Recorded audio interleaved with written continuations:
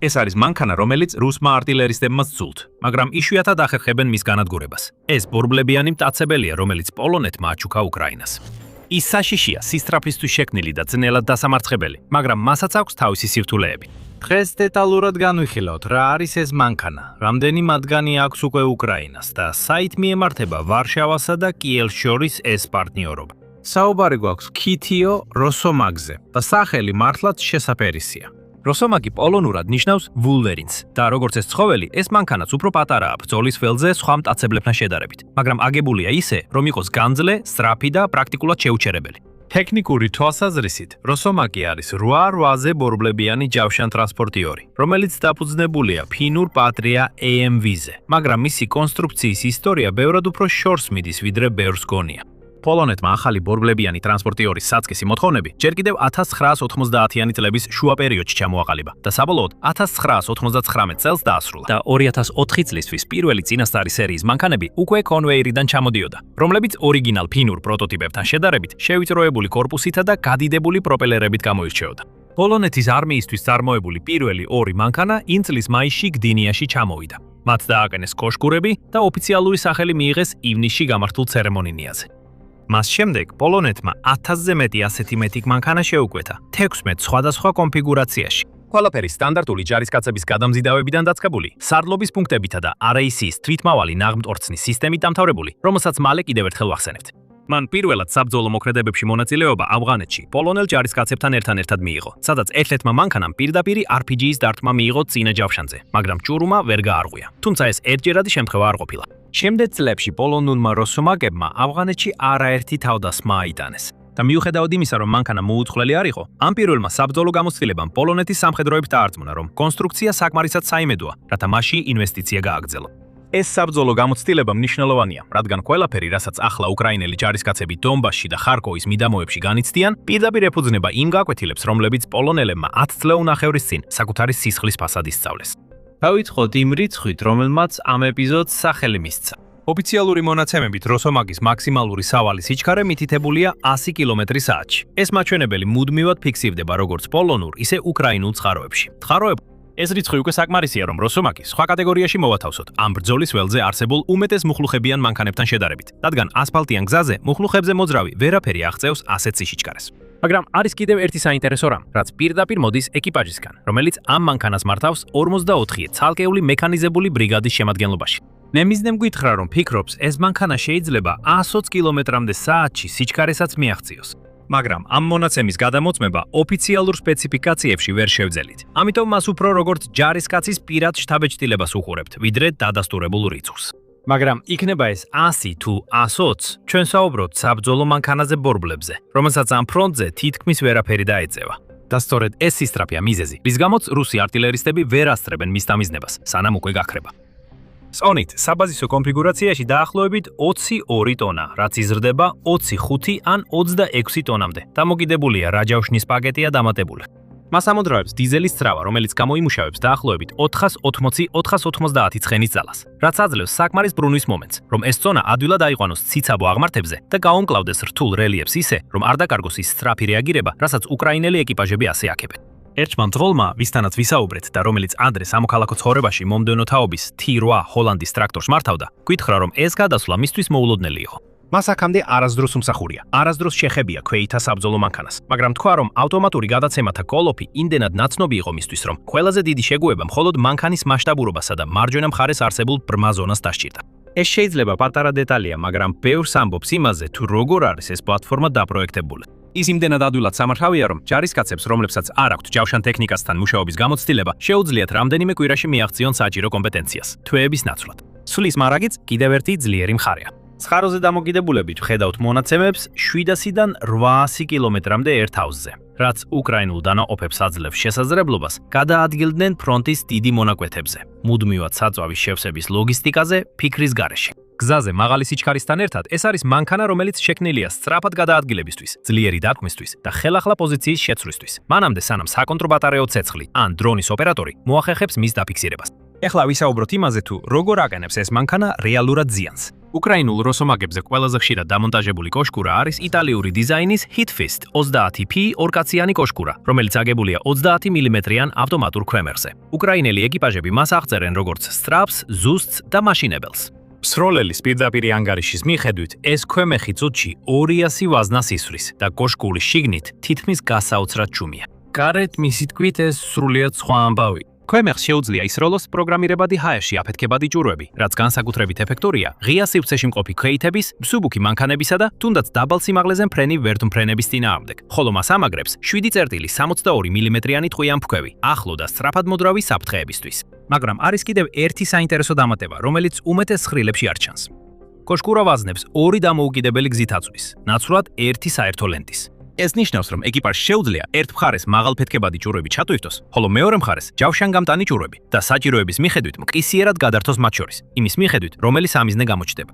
არ არის საჭირო ლენტის გადატრიალების მოლოდინი, არც ჩხუბის დროს ხელახლა დატენვა. თუ რუსული ჯგუფი ღია სივრცეში გამოჩნდება, მათ მაღალი აფეთქების ვაზნებით დაარტყამენ. თუ რამდენიმე წამში მსუბუქად დაჯავშნული მანქანა გამოჩნდება, მაშინვე ჯავშანგამტან ვაზნებზე გადაერთვებია. ესეთი მოქნილობა ზუსტად ისაა, რაც ჩასაფრებას ერთგვარ შეტაგებად აქცევს. ასევე აღსანიშნავია, რომ ეს Hitfist 30P კოშკურა პლატფორმისთვის ყველაზე ახალი ვარიანტი არ არის. პოლონეთმა უკვე შეიმუშავა საკუთარი უპილოტო კოშკურა, სახელად ZSC-30, რომელიც ეკიპაჟს მთლიანად კოშკურიდან ირებს და სრულად ჯავშანკორპუსის შიგნით ათავსებს. ეს მნიშვნელოვნად გაუმჯობესებს გადარჩენის შანსებს და ქვემეხის მომსახურების საშუალებას მისცემს ისე, რომ ეკიპაჟს მანქანის ზემოთ გამოჩენა არ დასჭირდეს. ეს კოშკურა აერთიანებს იმავე 30 მმ-იან ქვემეხს Spike LR-ის ანტიტანკო მართვადი რაკეტებით და ისეა დაპროექტებული, რომ თუ დრონი ან ნამსხვრევი ერთ-ერთ რაკეტას ააფეთქებს, აფეთქების ტალღა ეკიპაჟის განყოფილების ნაცვლად გარეთ იქნება მიმართული. პოლონეთმა უკვე გააფორმა კონტრაქტები, რომ სტანდარტული როსომაკის ათეულობით ერთეული და თითქმის 100-მდე ახალი როსომაკ EL ვერსია ამ კოშკურით აღჭურვოს. მიუხედავად იმისა, რომ ეს ტექნიკა ჯერ უკრაინაში არ გამოჩენილა, ყოველ შემთხვევაში რამდენადაც ჩვენ შეგვიძლია დავადასტუროთ, ეს ნათელი სიგნალია, თუ საით მიდის ეს მთელი მანქანების ოჯახი და გასაკვირი არ იქნება, თუ საბოლოოდ იგივე უპილოტო კოშკურის ტექნოლოგია აღმოსავლეთშიც მოხდება. დაცვის თვალსაზრისით როსომაკი ტანკად არ არის ჩაფიქრებული, მაგრამ ეს არ ნიშნავს, რომ ის სრულიად უმწევა. წინაჯავშანი შექმნილია 14.5 მმ-იანი მძიმე ტყვიან ფქვევის ტყვიების შესაჩერებლად, ხოლო გვერდები გათვლილია 7.62 მმ-იანი შაშხანის ცეცხლის წინააღმდეგ. ზოგიერთ კონფიგურაციაში დამატებულია უფრო მძიმე გარე ჯავშნის პაკეტი, რომელიც მნიშვნელოვნად აუმჯობესებს დაცვას ისეთი საფრთხეებისგან, როგორიცაა ყუმბარ მტხორცნებიდან ნასროლი ჭურვები და თვითნაკეთი ასაფეთქებელი მოწყობილობები. ეს განახლებული კომპლექტები თავდაპირველად შეიქმნა იმ მანქანებისთვის, რომლებიც პოლონეთმა ავღანეთში გაგზავნა 2000-იან წლებში. მანქანამ ასევე უნდა გაუძლოს 6 კილოგრამიან ფუგასურ აფეთქებას კორპუსის ქვეშ, რაც ძალიან მნიშვნელოვანია, რადგან ამ ომის დიდი ნაწილი ახლა გზაში დამარხული ნაღმებითა და თვითნაკეთი ასაფეთქებელი მოწყობილობებით ბებით მიმდინარეობს. თუმცა, სწორედ აქ იჩენს თავს გარკვეული ნაკლოვანებები. ღია წყაროების მონიტორინგის პროექტმა ORIX-მა დააფიქსირა უკრაინული როსომაკების რამდენიმე დადასტურებული დაკარგვა ამ ომის განმავლობაში, ხოლო ვიკიპედიის მონაცემებით, ბოლო მონაცემებით, მინიმუმ 6 განადგურებულია და 1 დაზიანებული. ასე რომ, მიუხედავად იმისა, რომ ეს აშკარად სასწაულ მანქანას არ წარმოადგენს და მასში მებრძოლები მას ხელშეუხებლად არ მიიჩნევენ, რაც თითქმის ყველა ჩვენ მიერ ნაპოვნ ანგარიშში გამოირჩევა, როგორც ეკიპაჟების, ასევე ღია წყაროების ცნობების მიხედვით, არის ის, რამდენი ასეთი მანქანა გადაურჩა მოხვედრას. ეს სასიკვდილო იქნებოდა ნაკლებად დაცული მანქანისთვის. ერთმა ეკიპაჟმა გითხრა, რომ მათზე რამდენჯერმე მიიტანეს იერიში რუსულმა ლანსეტის დრონებმა. ზოგჯერ მაშინაც კი, როცა ისინი ფრონტის ხაზის უკან მოსაცდელ პოზიციაში იდგნენ და რომ ამ მანქანებმა დაზიანება მიიღეს, მაგრამ მაინც გადარჩნენ. ეკიპაჟები უუნებლად გადმოვიდნენ. მანქანები შეკეთების დეპოში დააბრუნეს და შემდეგ ისევ სამსახურში დაბრუნდნენ. ეს გადაჩენის უნარი, უფრო მეტად ვიდრე რომელიმე ცალკეული მახასიათებელი, შეიძლება იყოს მთავარი მიზეზი, რის გამოც უკრაინული დანაყოფები ამ მანქანების კიდევ უფრო მეტს ითხოვენ. მაგრამ თუ ერთი სიზუსტეა, რაზეც ხის დაფიქრება, ეს დავახი. ეკიპაჟებმა არნიშნეს, რომ ღრმა ტალახში მანქანა ცუდად მუშაობს. თუ საბურავების წნევას არ შეამცირებენ, საბურავებში წნევის ცენტრალური რეგულირების სისტემის საშუალებით, რათა გაუმჯობესდეს მოჭიდება. თუმცა, თუ საბურავები დაზიანებულია და მანქანას უწევს run flat ჩანართის გამოყენება, ის მხოლოდ დაახლოებით 20 კილომეტრს გაივლის, სანამ შეკეთება აუცილებელი გახდება. ეს ნიშნავს, რომ მეთაურებს მაინც სჭირდებათ მარშრუტებისა და ამოყვანის ვარიანტების ფრთხილად გათვლა, რაც შეიძლება სერიოზულ ტაქტიკურ შეზღუდვად იქცეს ომში, რომელიც ძირითადად ღია მინდვრებსა და მდინარის წყალდიდობის ველებზე მიმდინარეობს. შემდეგ არის ეგრეთ წოდებულ ამფიბიური შესაძლებლობა, რომელიც როსომაკს საშუალებას აძლევს წყლის ბარიერებზე გადაცუროს საათში დაახლოებით 10 კილომეტრის სიჩქარით, უკანა მხარეს დამონტაჟებული პროპელერებისა და დასაკეცით ცხვირის ფრთების გამოყენებით. ქაღალდზე ეს შთამბეჭდავად ჟღერს, მაგრამ უკრაინელი ეკიპაჟები რეალურად ურჩევენ, რომ საბრძოლო პირობებში ამ შესაძლებლობის გამოყენება არ ღირს. და რამდენადაც ჩვენ ვიცით, უკრაინულმა ძალებმა ამ ომში ეს საცურაო შესაძლებლობა ოპერაციულად საერთოდ არ გამოუყენებიათ.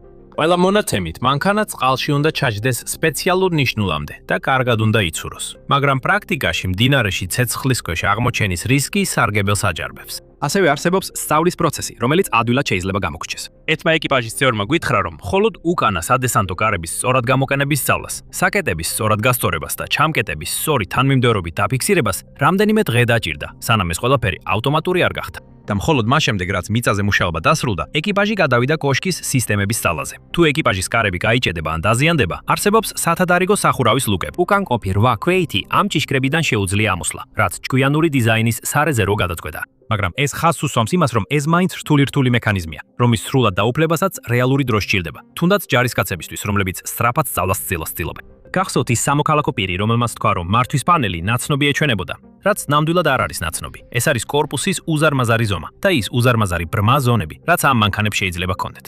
ზოგ შემთხვევაში ამას მხოლოდ მრავალჯერადი ბარიერული ზოლის გავლისა და პარალელური პარკირების ვარჯიშებით თუ გადალახავ. ეს პატარა ფანჯარაა იმის გასაგებად, თუ რამდენად დიდი ნაწილი ამ ომისა იბრძვიან ადამიანები, რომლებიც 2-3 წლის წინ ტრაქტოკორებსა და მიწოდების სატვირთოებს მართავდნენ. ახლა კი ნატოს სტანდარტის ჯავშან ტექნიკის მართვის პულს მიუსვეს და ელიან, რომ სწრაფად გახდებიან პროფესიონალები. მაგრამ სანამ გადავიდოდეთ იმაზე, თუ როგორ იყენებენ ამ ტექნიკას, არ დაგავიწყდეთ გამოიწეროთ The Military Show, რომ მიიღოთ მეტი განახლება და ყველა სიახლე გეოპოლიტიკაზე. ჩვენ ყოველდღიურად ვაქვეყნებთ ვიდეოებს, სადაც განვიხილავთ ტექნიკურ მახასიათებლებს, ტაქტიკას, ყოველდღიურ მოვლენებს და სიღრმისეულ ანალიზს იმაზე, თუ რა ხდება ომში. ეხლა ტაქტიკური თვალსაზრისით, ფრონტალური შეტევების ნაცვლად, უკრაინელი როსომაგის ეკიპაჟები, როგორც ჩანს, გამოიყენებიან დისტანციური დარტყმებისა და სწრაფი ჩასაფრებებისათვის. ისინი იღებენ სამიზდის კოორდინატებს, იკავებენ პოზიციას, წუთში 200 გასროლის მქონე ქვემეხიდან ცეცხლს ხსნიან ქვეითა პოზიციებზე ან გამაგრებულ შენობებზე და შემდეგ ტოვებენ ადგილს მანამ, სანამ რუსული არტილერია ან დრონები მოახერხებენ პასუხისგაცემას. F-მა ეკიპაჟმა აღწერა, როგორ მიუახლოვდნენ დაახლოებით 400 მეტრამდე ვობჩანსკთან, რათა დაეხმარონ დინარის ხიდის თავის გაწმენდაში, რომ უკრაინელ ქვეითებს შეძლებოდათ გადაკვეთა. და კიდევ ერთი შეტაკება, სადაც ისინი დაახლოებით 150 მეტრამდე მიუახლოვდნენ ორსართულიან შენობას, რომელშიც გამაგრებული რუსი ჯარისკაცები იყვნენ და ანგრიეს ეს ნაგებობა, რათა დაეფარათ უკრაინული ძალების უკან დახევა. პირდაპირ ბრძოლის მიღმა ეს მანქანები ასევე გამოიყენება არმიის ინჟინრების მხარდასაჭერად, რომლებიც ღამით აშენებენ დინარის გადაკვეთებს, პერსონალისა და აღჭურვილობის გადაყვანით, ასევე დაჭრილი ჯარისკაცების ევაკუაციისთვის ცეცხლის ქვეშ. რაც მიუთითებს, რამდენად მრავალმხრივია ეს პლატფორმა, როდესაც ის რეალურად საბრძოლო ზონაშია. ახლა კი ჩნდება კითხვა, რამდენი ასეთი მანქანაა რეალურად უკრაინაში, რომ შეასრულოს ეს ტაქტიკური როლი. პოლონეთის მთავრობამ 2023 წლის აპრილში გამოაცხადა, რომ უკრაინისთვის მიეწოდა 200 ქითიო როსომაკი და ეს 200-ის ციფრი მუდმივად ფიგურირებს, რაც მიუთითებს, რომ მინიმუმ ამდენი მანქანა ნამდვილად არის ადგილზე. უკრაინის 21 მექანიზებული ბრიგადა გავრცელებული ინფორმაციით იყო პირველი დანაყოფი, რომელმაც ამ მანქანების მიღება დაიწყო 2023 წლის ზაფხულში. და 54 ცალკეული მექანიზებული ბრიგადა, რომლის წარმომადგენელიც ერთ-ერთ მედია საშუალებას ესაუბრა, ამჟამად ასევე იყენებს ამ მანქანებს. რაც გვიჩვენებს, რომ ეს ტექნიკა რეალურად რამდენიმე უკრაინულ დანაყოფშია განაწილებული. მაშ, შემდეგ როგორ განვითარდება ეს პარტნიორობა? აქედან საქმეები მართლაც საინტერესო ხდება, რადგან პოლონეთი და უკრაინა აღარ რჩებიან მხოლოდ მარტივი დონორი მიმღების ურთიერთობაში.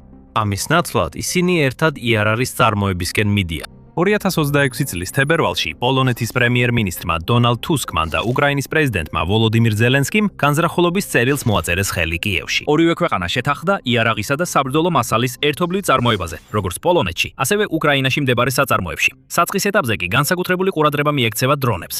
თუსმა ეს დაახასიათა როგორც მრავალი თვის მუშაობის კულმინაცია, რომლის მიზანიც იყო იმ ბარიერების მოხსნა, რომლებიც აფეხებდა ტექნოლოგიების გადაცემას ორ ქვეყანას შორის. ორივე მხარემ ეს წარმოადგინა როგორც კონკრეტული ქმედებებით გამყარებული შეთანხმება და არა მხოლოდ სიმბოლური განცხადებები. უკვე ვხედავთ, რომ ეს კონკრეტულ პროგრამებში აისახება. უკრაინის საკუთარი ბოგდანა, თვითმავალი, 155 მმ-იანი ჰაუბიცა, რომელიც ქვეყნის ერთ-ერთ ნამდვილ ადგილობრივ საარტილერიო წარმატებად ითვლება, პოლონეთში დაიწყებს წარმოებას. პოლონურ კომპანია Poner Wadowicesa და უკრაინის კრამატორსკის მძიმე მანქანათმშენებლობის ქარხანას შორის ერთობლივი საწარმოს მეშვეობით, სადაც პოლონურ პარტნიორს ეკუთვნის საკონტროლო 51%-იანი წილი. გეგმაა, რომ ეს უკრაინული საარტილერიო სისტემა დამონტაჟდეს შასიზე, რომელიც პოლონეთის მოთხოვნებზე იქნება მორგებული, რაც ვარშავას საშუალებას მისცემს ჩაანაცვლოს მოძველებული ჩეხ-სლოვაკური დიზაინის დანა ჰაუბიცები. ამავდროულად, უკრაინას პირველად ეყოლება უცხოელი მყიდველი საკუთარი დიზაინის შეიარაღების სისტემისთვის. ეს მნიშვნელოვანი ცვლილებაა, რადგან ნიშნავს, რომ საბრძოლო პირობებში გამოცდილი უკრაინული ინჟინერია იწყებს ნატოს ქვეყნის არსენალში დაბრუნებას და არა მხოლოდ პირიქით. ეს არის უფრო ფართო პოლონურ-უკრაინული ჩარჩოს ნაწილი, სახელწოდებით აშენე უკრაინასთან ერთად, რომელიც 2025 წლის შუაში დაიწყო და სპეციალურად ერთობლივი საწარმოებისთვისაა შექმნილი, სადაც უკრაინა უზრუნველყოფს ფრონტის ხაზის გამოცდილებას, განსაკუთრებით დრონების, ჩამჯერის სისტემებისა და ელექტრონული ომის მიმართულებით. მაშინ, როცა ევროპელი პარტნიორები, როგორიცაა პოლონეთი, უზრუნველყოფენ კაპიტალს, საწარმოო სივრცეს და სერტიფიკატებს, რომლებიც საჭიროა ევროკავშირის ბაზრებზე გასაყიდად. ამ მოდელის მიხედვით უკრაინულ კომპანიებს ეძლებათ შესაძლებლობა ფეხი მოიკიდონ ევროპულ ბაზრებზე, სადაც შესვლა სხვაგვარად გაუჭირდებოდათ, ხოლო პოლონეთი იღებს სუდომას საბრძოლო გამოცდილებით დამტკიცებულ ინჟინერიაზე, რომლის განვითარებასაც 3 წელი სრულმასშტაბიანი ომი დასჭირდა, თავად რომ არ ჩაეტარებინა იგივე საბრძოლო გამოცდები. ზოგიერთ კონკრეტულ მთავრობათა შორის შეთანხმებაზე პროგრესი, გავრცელებული ინფორმაციით, იმაზე ნელა მიმდინარეობს, ვიდრე იმედოვნებდნენ. პოლონეთსა და უკრაინის თავდაცვის მინისტრებმა ურთიერთობის გარმავების შესახებ ფართო დეკლარაციას ხელი მხოლოდ 2025 წლის სექტემბერში მოაწერეს, თუმცა მიმართულება ცალსახაა და ამას რეალური ფინანსური მხარდაჭერაც აქვს. პოლონეთი არის ევროპის კავშირის ახალი უსაფრთხო თავდაცვის სესხის პროგრამის ყველაზე დიდი ბენეფიციარი. და ამ დაფინანსების მნიშვნელოვანი ნაწილი პირდაპირ არის გამოყოფილი უკრაინასთან ერთობლივი პროექტების მხარდასაჭერად, ასევე დრონებისა და ანტიდრონული ტექნოლოგიების, ხელოვნური ინტელექტისა და შორ მანძილზე ზუსტი საბრძოლო მასალების განვითარებისთვის. უკრაინა თავის მხრივ ასევე ელის პოლონეთის მონაწილეობას პერლის პროგრამაში, რომელიც დასავლეთის დაფინანსებული IRR-ის შესყიდვებს ნატოს მეშვეობით უკრაინაში აწვდის და უკრაინის საჰაერო თავდაცვის უზრუნველყოფისთვის უმნიშვნელოვანესი. რაც გვიყვანს ამ ყველაფრის უკამდგომ უფრო დიდ სურათთან. პოლონეთი უკრაინას მხოლოდ იმიტომ არ აძლევს იარაღს, რომ კარგი მეზობელია, ობელია. ამავდროულად პოლონეთი აშენებს იმას, რასაც მისი ლიდერები ღიად აცხადებენ, რომ სურთ გახდნენ ყველაზე დიდი და საუკეთესო დახჭურვილი სამხედრო ძალა ევროპაში. პოლონეთის თავდაცვის ბიუჯეტი 2026 წლისთვის განსაზღვრულია დაახლოებით MŠP-ს 4.8%-ზე, რაც ნატოს წევრ ქვეყნებს შორის ყველაზე მაღალი მაჩვენებელია და ნიშნავს, რომ მხოლოდ 1 წელიწადში თავდაცვაზე დაახლოებით 55 მილიარდი დოლარი დაიხარჯება. ეს უკვე ყველაზე დიდი წილია MŠP-დან, რომელსაც ნატოს რომელიმე ქვეყანა სამხედრო ძალებზე ხარჯავს. ბალტიისპირეთის ქვეყნებზე, შეერთებულ შტატებზე და ბევრად უფრო გერმანიაზე, საფრანგეთსა და გაერთიანებულ სამეფოზე წინ. პრემიერ-მინისტრმა ტუსკმა გამოაქვეყნა, რომ პოლონეთს რეგიონში ყველაზე დიდი არმია, ყველაზე მაღალი ეკონომიკური ზრდა და ყველაზე დიდი ინვესტიციები ექნება. და როგორც თავდაცვის მინისტრმა ვლადისლავ კოსიენაკამიზმა პირდაპირ განაცხადა, მიზანია რომ პოლონეთს კონტინენტზე ყველაზე კარგად ორგანიზებული და აღჭურვილი სამხედრო ძალა ჰყავდეს.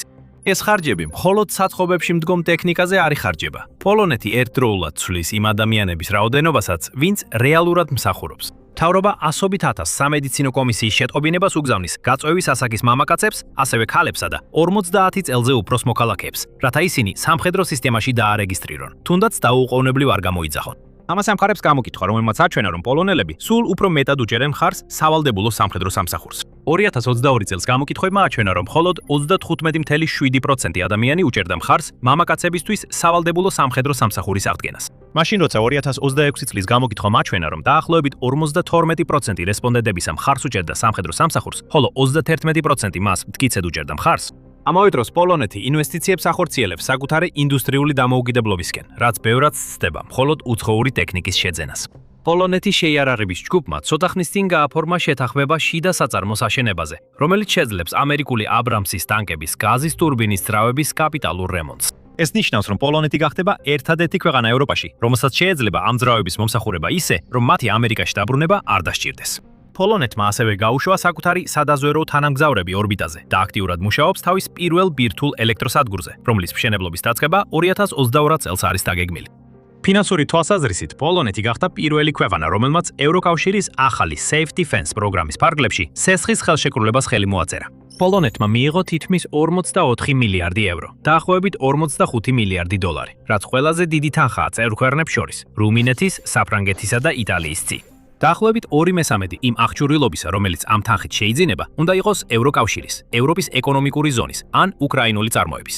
და პოლონელმა ოფიციალურმა პირებმა მკაფიოდ განაცხადეს, რომ ამ თანხის მნიშვნელოვანი ნაწილი პირდაპირ ერთობლივ პროგრამებში წავა უკრაინასთან. დამატებით ინვესტიციებისა დრონებში, ანტიდრონულ სისტემებში, ხელოვნურ ინტელექტსა და შორი მოქმედების მაღალი სიზუსტის საბრძოლო მასალებში, თუმცა იქამდე მისვლა სრულად მარტივი არ ყოფილა. პოლონეთის პრეზიდენტმა თავდაპირველად ვეტო დაადო დაფინანსების მექანიზმის ნაწილს სუვერენიტეტის საკითხების გამო, რის გამოც ვარშავამ ფულის გადანაწილების სტრუქტურა შეცვალა. რაც შევახსენებს, რომ მაშინაც კი როცა ქვეყანა ასე აგრესიულად მოქმედებს თავდაცვის სფეროში, იმის პოლიტიკა თუ როგორ დაფინანსდეს ეს ყველაფერი, კვლავ სერიოზული განხილვის საგანია. შეერთეთ ეს შიდა ხარჯების ზრდა Safe SESC-ის პროგრამასთან. მიმდინარე F-35 გამანადგურებლების Abrams-ის ტაკებისა და სამხრეთ კორეული წარმოების შეიარაღების შეძენასთან. სისტემები, რომლებსაც პოლონეთი სულ უფრო მეტად მიმართავს, რადგან მათი მიწოდების ვადები უფრო სწრაფია ვიდრე დასავლელი მომწოდებლების შემთხვევაში. და სწრაფად მზარდი შიდა სამხედრო მრეწველობა, რომელიც ახლა თავად უკრაინასთან ერთად აწარმოებს იარაღს. და რასაც ჩვენ უყურებთ, ეს მხოლოდ კიევის მხარდაჭერა არ არის. ეს ნატოს აღმოსავლეთ ფლანგზე ნამდვილად სერიოზული სამხედრო ძალის ჩამოყალიბებაა, რომლის ხელახალი შეიარაღება და უკრაინის მხარდაჭერა ერთი და იმავე პროექტის ორი მხარეა. ამ ეტაპზე მიუხედავად იმისა, რომ ეს ყველაფერი უკრაინას ეხება, ნამდვილად ღირს ხაზგასმა პოლონეთის თლიან კურსზე. რადგან თავად პოლონეთი ერთ-ერთი სავარაუდო სამიზნეა, თუ პუტინი გადაწყვეტს ნატო და დასავლეთი მიზანში ამოიღოს. და რომ გაიგოთ მეტი იმის შესახებ, როგორ შეიძლება დასრულდეს ეს ომი, ნახეთ ეს ვიდეო. და როგორც ყოველთვის, არ დაგავიწყდეთ გამოიწეროთ The Military Show ყოველდღიური სიახლეებისთვის.